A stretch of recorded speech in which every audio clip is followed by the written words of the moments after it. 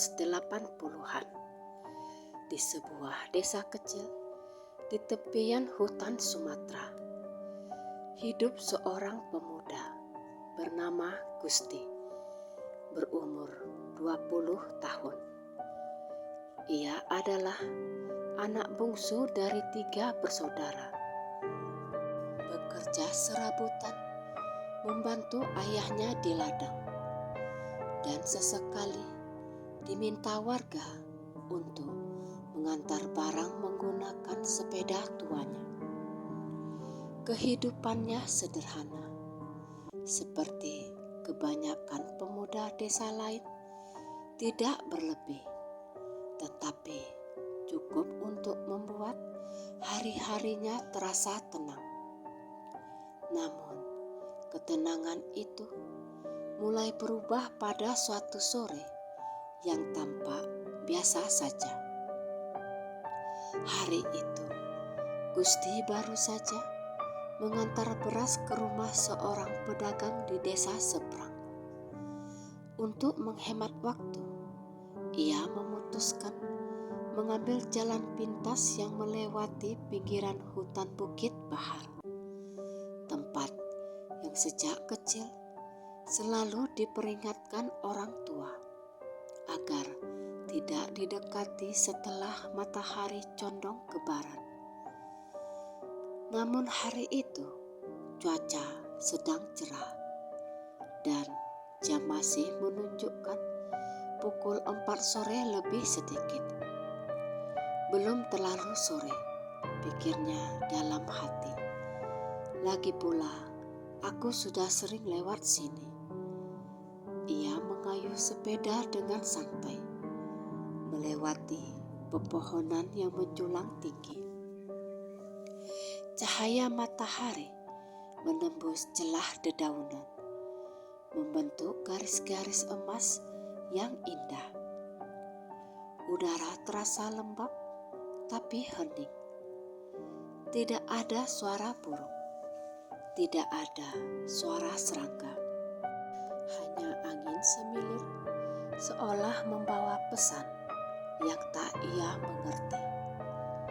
Saat melewati satu belokan, matanya tertumbuk pada sebuah rumah kayu tua yang dikenal warga sebagai rumah pelung.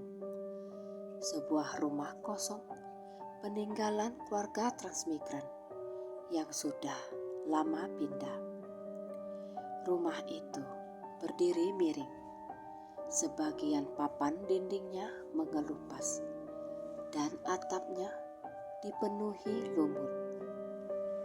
Tak ada yang berani tinggal atau mendekat karena kisah-kisah misteri sering terdengar dari sekitar tempat itu. Gusti tak punya urusan dengan rumah itu. Ia sama sekali tidak berniat berhenti. Namun sesuatu membuatnya menoleh. Pintu rumah yang biasanya tertutup rapat kini menganga sedikit, seolah ada orang yang baru saja masuk. Gusti berhenti. Ia menelan ludah. Perasaannya tak enak. Ia mengintip ke dalam dari kejauhan. Tak ada suara dan tak ada pergerakan. Rasa ingin tahu mengalahkan rasa takutnya. Gusti mendekat perlahan, menuntun sepedanya, lalu meletakkannya beberapa langkah dari tangga rumah.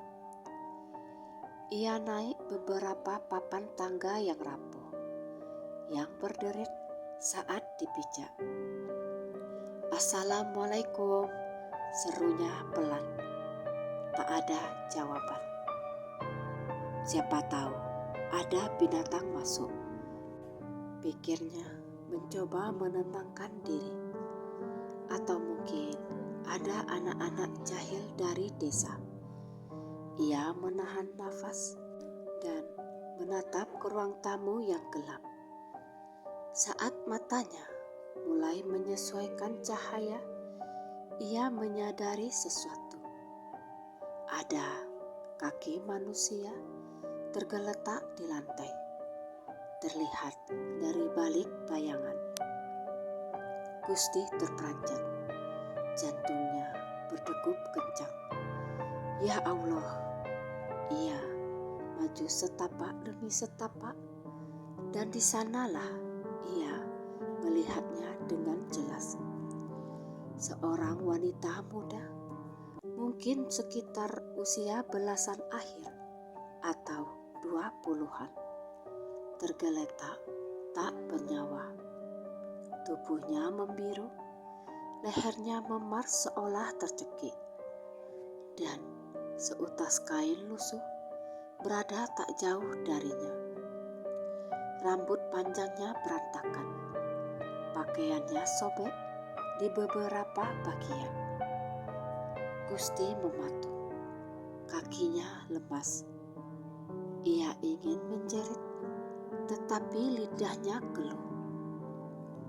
Seluruh tubuhnya gemetar. Ya Allah, apa dia bunuh diri? Pikirnya panik. Ia mundur beberapa langkah tanpa memalingkan pandangan. Keringat dingin mengalir di pelipisnya. Angin kencang tiba-tiba bertiup dari arah belakang rumah, membuat pintu berderit keras. Gusti tidak menunggu lebih lama. Ia berlari sekuat tenaga, meninggalkan sepeda tua dan rumah kosong itu. Kembali ke jalan desa sambil nafasnya tercekik ketakutan. Ia tidak menoleh ke belakang sama sekali. Malam itu, Gusti sulit tidur. Bayangan tubuh wanita itu terus menghantuinya. Mata kosongnya, kulitnya yang kebiruan, kain lusuh di sampingnya. Namun ketakutan paling kuat bukan karena apa yang dilihatnya, melainkan kesadarannya bahwa ia telah kabur tanpa melakukan apapun, tanpa menolong, tanpa melapor, dan tanpa memastikan. Dan rasa bersalah itu baru mulai menampakkan bentuknya. Saat angin malam bertiup dari jendela kamarnya, ia mendengar suara samar seorang wanita berbisik, "Tolong aku." Sejak malam itu, hidup Gusti berubah. Mulanya ia mengira suara bisikan itu hanyalah sugesti karena ketakutan. Ia mencoba melupakan kejadian sore itu dan kembali ke rutinitas. Namun, gangguan-gangguan itu justru semakin sering terjadi. Pada pagi hari, saat ia mengambil air di sumur belakang rumah, ia menunduk untuk mengisi timba. Begitu air terangkat ke atas, ia melihat bayangan wajah wanita yang ditemukannya di rumah kosong itu tercermin di permukaan air. Meski di belakangnya tidak ada siapapun. Gusti terlonjak, air tumpah, timba terlepas. Jantungnya berdetak tak karuan. Ini gak mungkin, ini pasti mimpi. Ia mencuci wajah berkali-kali, tetapi rasa merinding itu tak juga hilang. Malamnya, saat ia berbaring di kamar, suara langkah kaki terdengar di teras. Tok, tok, tok, seperti seseorang berjalan tanpa alas kaki. Ia menahan nafas, berusaha memastikan itu suara anjing atau ayam. Namun, langkah kaki itu terlalu teratur dan terlalu jelas. Lalu, suara itu berhenti tepat di depan jendelanya. Gusti memejamkan mata, membalik badan, dan mencoba mengabaikan. Namun, dari sudut jendela yang remang, terdengar suara nafas perempuan. Pelan, berat, seolah orang yang baru selesai menangis. Gusti menggigil ketakutan. "Jangan ganggu aku. Aku gak bisa apa-apa," bisiknya hampir tanpa suara. Tapi bisikan itu dijawab dengan suara lirih, jelas, dan menyayat hati. "Aku hanya ingin pulang." Gusti menjerit dan berlari ke kamar orang tuanya. Ibunya terbangun, terkejut melihat anaknya pucat dan ketakutan. "Ada apa, Gusti? Mimpi buruk ya?" tanya ibunya sambil memeluknya. Gusti menggeleng. Ia ingin bercerita, tapi lidahnya keluh. Ia takut dianggap berhalusinasi. Sejak malam itu, ia tidur di kamar kakaknya selama beberapa hari. Gangguan mereda, meski sesekali ia masih mendengar suara tangisan lirih di tengah malam. Suara yang hanya terdengar olehnya. 3 hari setelah kejadian di rumah kosong itu, Gusti akhirnya memberanikan diri mengambil kembali sepeda tuanya. Ia tidak ingin masuk ke rumah itu lagi, tetapi ia harus mengambil barang itu. Saat ia tiba, ia melihat hal yang tidak ia duga. Pintu rumah yang sebelumnya terbuka kini tertutup rapat kembali. Ia menoleh ke dalam celah-celah papan dinding, berharap sepeda masih ada. Syukurlah jendela itu masih bersandar di samping rumah. Namun, ketika ia memegang setang sepeda, angin berhembus dari arah pintu rumah, membawa suara lirih seorang perempuan. "Kau meninggalkanku." Gusti menjatuhkan sepeda, tubuhnya lunglai. Ia tak bisa lagi menganggap ini hanya bayangan atau bisikan angin. Arwah wanita itu mengikutinya. Dan malam itu, ia akhirnya bermimpi. Mimpi yang begitu jelas, hingga ia bisa merasakan setiap detik kejadian itu. Dalam mimpinya, ia melihat wanita itu berdiri di tengah ruangan gelap. Wajahnya pucat, matanya sembab, bibirnya gemetar. Wanita itu mengenakan kebaya sederhana, rambutnya terurai kacau. Dengan suara bergetar, ia berkata, "Namaku Naya." Gusti terduduk di lantai, dadanya sesak. Ia ingin bangun, tetapi mimpi itu seolah menahan tubuhnya. Naya melanjutkan ucapannya dengan suara bergetar. "Orang yang kucintai telah merenggut kehormatanku. Aku malu, aku hancur, tak ada yang mau percaya padaku. Aku tidak ingin mati, tapi aku tidak punya pilihan." Air mata Naya jatuh. Dan saat itu juga Gusti merasakan rasa sesak luar biasa, seolah ia ikut merasakan pedih yang pernah dialami gadis itu. Tiba-tiba wajah Naya berubah sendu, penuh harap. "Aku ingin pulang, Gusti. Tolong aku, kuburkan aku dengan layak. Aku lelah, sangat lelah." Suara itu pecah menjadi tangis menyayat hati. Dan saat itu pula Gusti tersentak bangun. Napasnya terdengar keras, keringat dingin membasahi seluruh tubuhnya.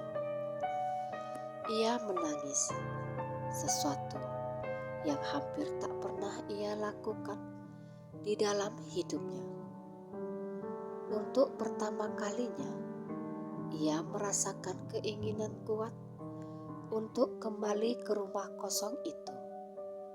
Bukan karena keberanian, tetapi karena rasa bersalah.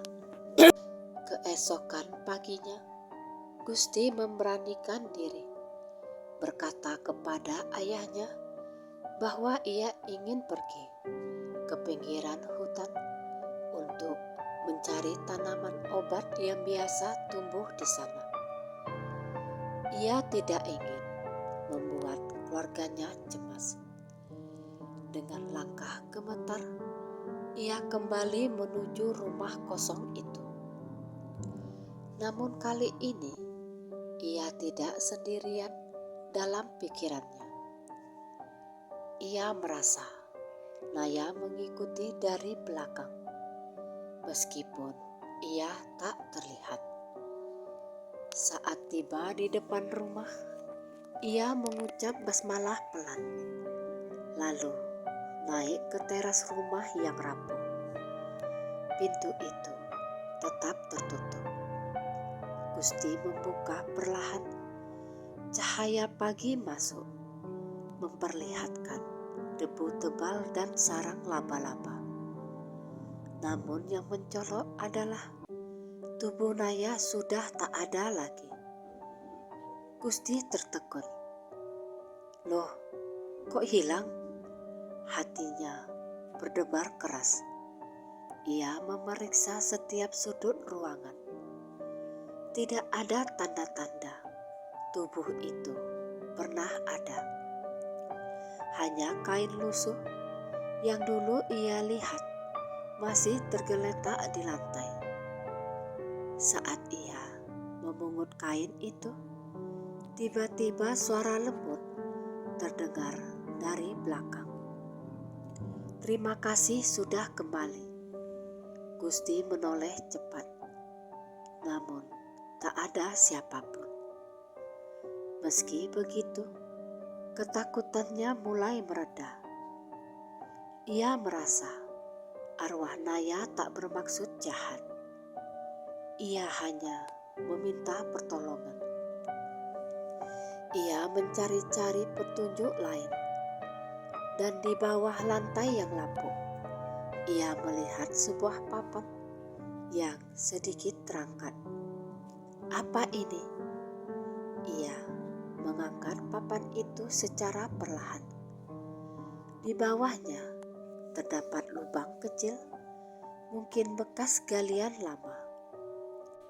Di dalamnya ada kain lain yang terikat seperti bungkusan dan sebuah buku kecil. Gusti mengambil buku itu. Ternyata itu adalah semacam diari, halaman-halaman berisi tulisan tangan seorang gadis yang sebagian besar menceritakan kehidupannya, keluarganya, dan tentang seseorang bernama Raka. Semakin ia membaca, semakin hatinya terasa berat. Ternyata Raka adalah kekasih yang selama ini dipercaya keluarga Naya sebagai pemuda baik-baik. Namun tulisannya menceritakan sisi lain Raka, pemuda kasar yang memiliki amarah buruk. Di halaman yang hampir sobek, Gusti membaca tulisan terakhir Naya.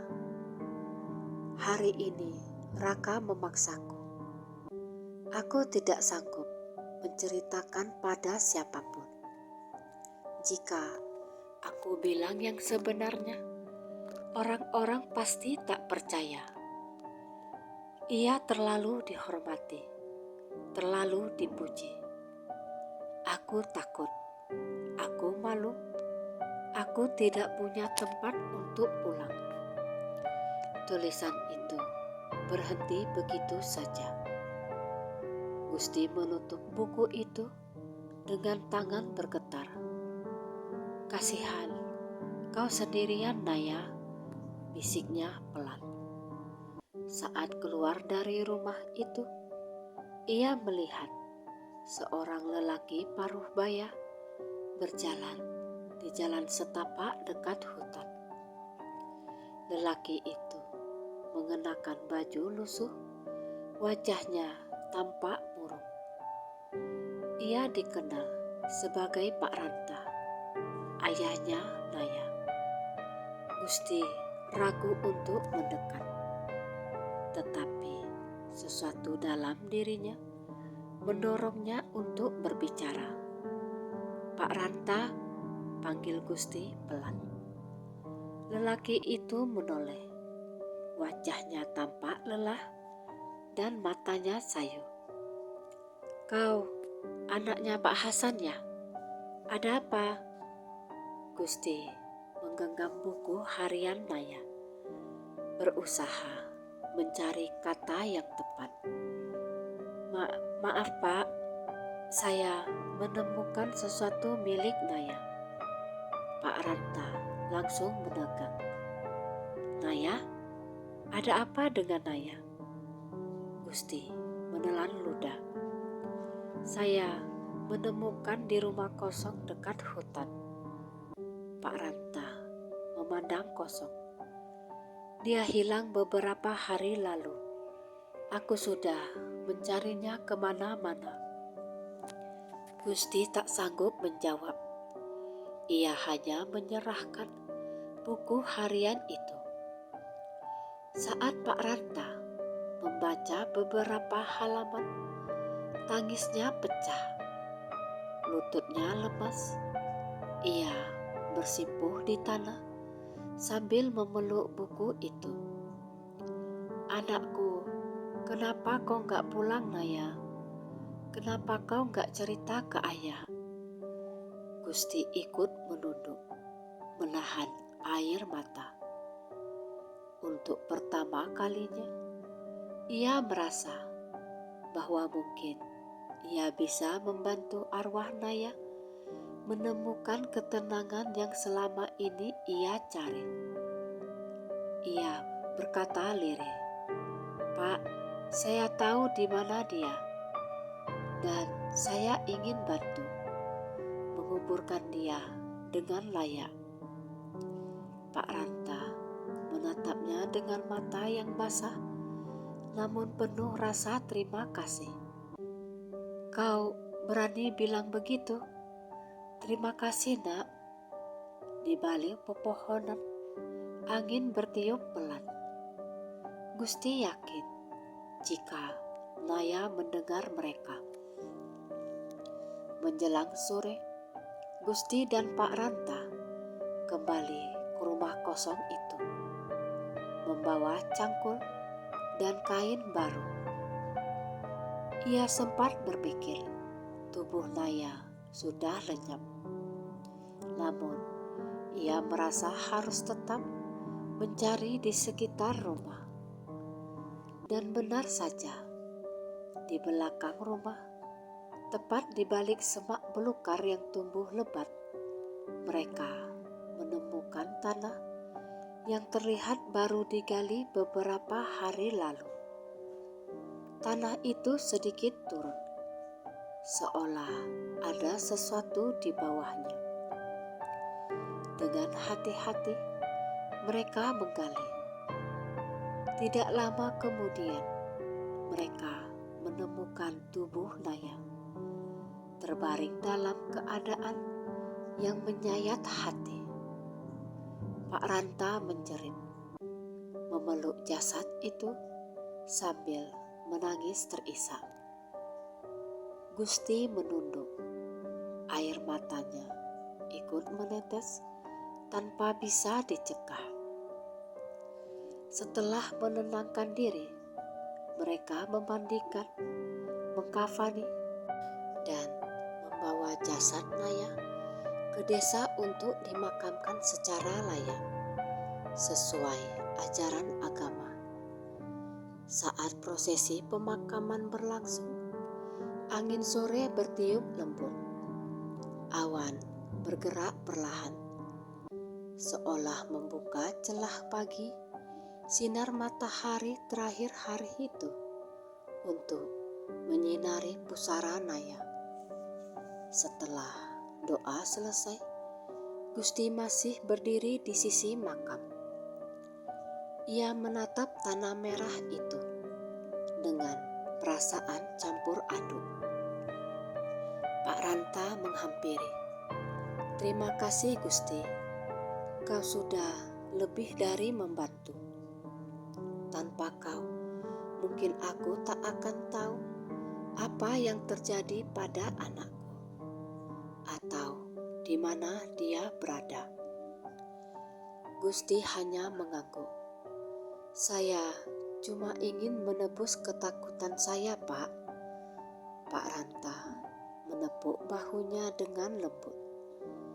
Ketakutan yang kau tebus dengan keberanian, itu lebih dari cukup. Mereka berjalan pulang bersama. Namun sebelum jauh dari makam, Gusti berhenti. Ia merasa ada seseorang yang memanggilnya. Saat menoleh ke sisi kanan makam, ia melihat sosok samar berdiri di bawah pohon. Naya. Ia terlihat bersih, wajahnya tenang, tidak lagi pucat seperti sebelumnya. Mata yang dulu sembab kini tampak lembut. Ia tersenyum kecil, sebuah senyum yang tak pernah ditampakkan saat masih hidup. Gusti terperangah, namun ia tak takut. Ia justru merasa damai. Naya menatapnya dengan tatapan penuh rasa terima kasih. Lalu ia mengangguk pelan. Setelah itu, sosoknya perlahan memudar, seperti kabut yang diterpa angin sore, hingga akhirnya menghilang sepenuhnya. Gusti menghembuskan nafas panjang. Beban yang menghimpit dadanya sejak hari itu kini hilang. Ia tahu Naya telah pulang, dan ia sendiri telah mendapatkan keberanian yang tak pernah ia sadari sebelumnya.